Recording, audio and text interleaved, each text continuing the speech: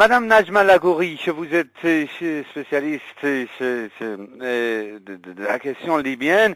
Je vous remercie infiniment d'avoir eu la gentillesse d'accorder cet entretien à la radio francophone iranienne.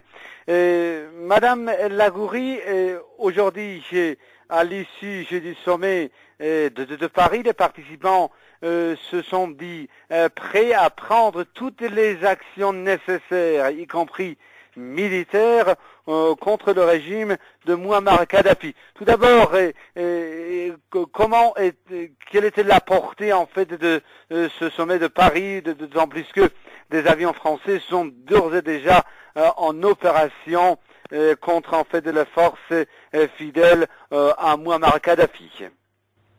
Alors, il faut savoir que depuis hier, depuis 2 jours, si on peut dire, depuis hier surtout, il y a les forces de Kadhafi qui ont bombardé plusieurs quartiers à Benghazi, sachant que Benghazi, comme c'est la ville de la révolution, et c'est la ville rebelle, si on peut dire entre guillemets, on savait très bien que Kadhafi allait faire des massacres sans précédent.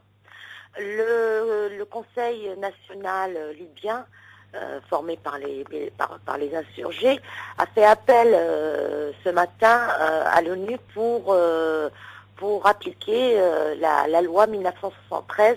C'est surtout la loi de l'exclusion aérienne, sachant que la faiblesse des insurgés, c'est surtout pour faire face aux raids aériens. Sur le terrain, il n'y a pas de problème. Les Libyens l'ont dit ouvertement qu'ils peuvent toujours continuer et libérer le pays. Mais le seul problème, c'était les raids aériens de Kadhafi qui n'ont pas cessé. Alors vous me posez la question si, d'une manière ou d'une autre, parce que c'est la question qui se pose, est-ce qu'on craint toujours une intervention militaire étrangère?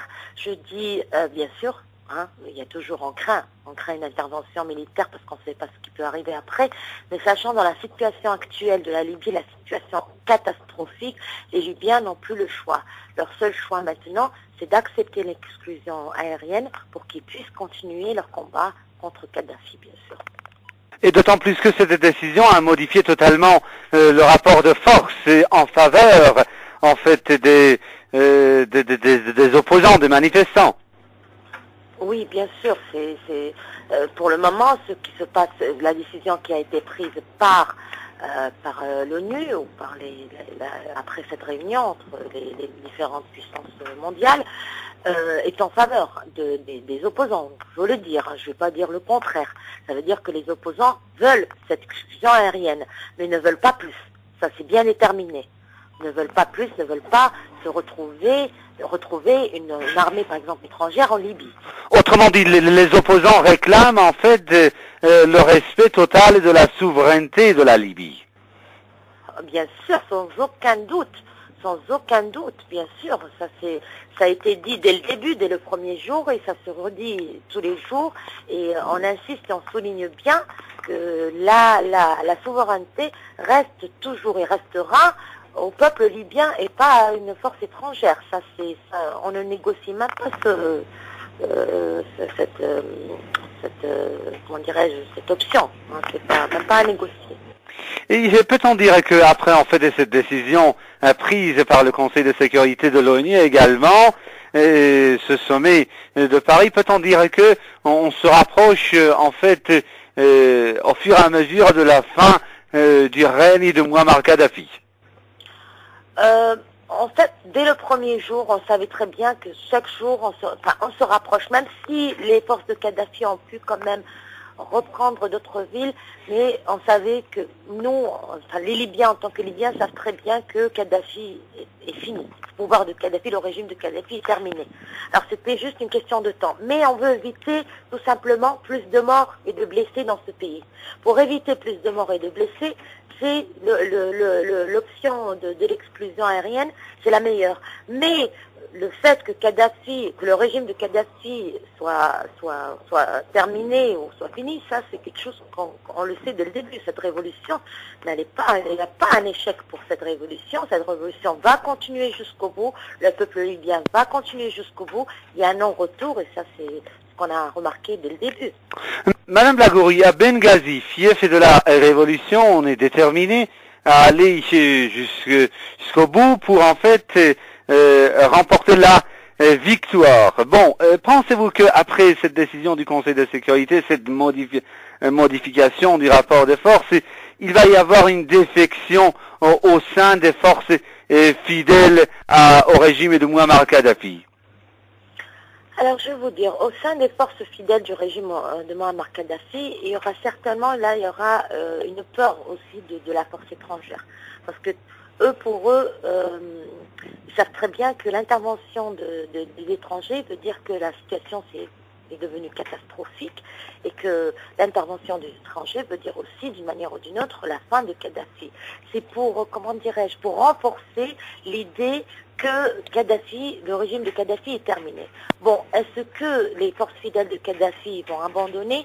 Moi, je dis qu'ils ont commencé à abandonner. Ça, c'est des informations qu'on a, les Libyens de l'intérieur de la Libye, que beaucoup de personnes ont commencé, des forces ont commencé à abandonner Kadhafi, sachant que ça y est, il n'y a plus d'issue pour ce qu'il fait en ce moment, il n'y a plus d'issue pour eux. Mais ça ne veut pas dire, parce qu'il faut souligner que les Libyens vont refuser toute négociation avec Kadhafi. Maintenant, Kadhafi, l'exigence et ce que demande le peuple libyen, c'est qu'il soit jugé. Ça veut dire que le départ de Kadhafi c'est pas une solution satisfaisante pour le peuple libyen, comme le départ de Ben Ali ou de Moubarak, qui sont partis au moment où il fallait qu'ils partent. Mais Kadhafi, c'est trop tard maintenant. Après au moins 10 000 morts, et je ne sais pas combien de centaines de blessés et combien de centaines de disparus, il n'y a aucun moyen pour négocier un départ sans être jugé. Non. Maintenant, l'essentiel pour le peuple libyen, c'est que Kadhafi, ça ne s'arrête pas à la révolution, ça ne s'arrête pas au fait de libérer la Libye, ça va s'arrêter quand Kadhafi sera jugé. Ça, il faut le prendre en considération. Hein. Ce n'est pas juste une question. Oui, dites-moi. Et une dernière question, Madame Lagouri. Aujourd'hui, vous avez participé également à une manifestation en faveur du peuple libyen. Pourriez-vous nous en parler brièvement, s'il vous plaît?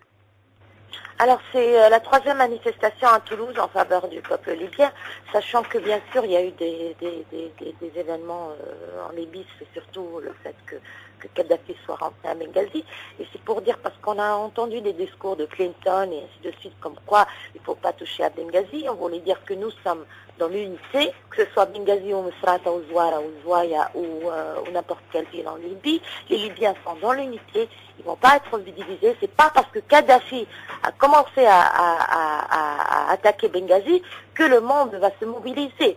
Non, les Libyens veulent sauver tout le pays. Ils ne veulent pas que la division, le partage du pays, parce que bon, il faut dire que ça peut être aussi une option pour Kadhafi. Garder l'ouest et l'est sera la région libérée, rebelle et ainsi de suite. Mais il faut dire que les Libyens sont dans l'unité, ils veulent garder leur unité, rien ne va partager ce pays.